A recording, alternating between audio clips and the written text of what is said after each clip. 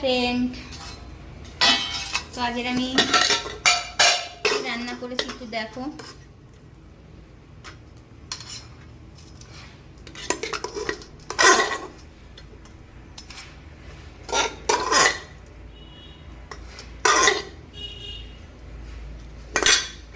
নিয়ে নিলাম এই যে ভাত,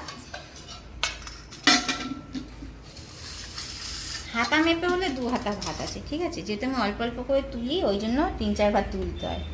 তো এই দেখো রান্না করেছি তেলাপিয়া মাছ, এই যে তেলাপিয়া মাছে হালকা আলু ফালু দিইনি, হালকা একটু ঝাল ঝাল করেছি, একটু তার সঙ্গে মানে কি বলে গ্রেভি করেছি, ঠিক আছে।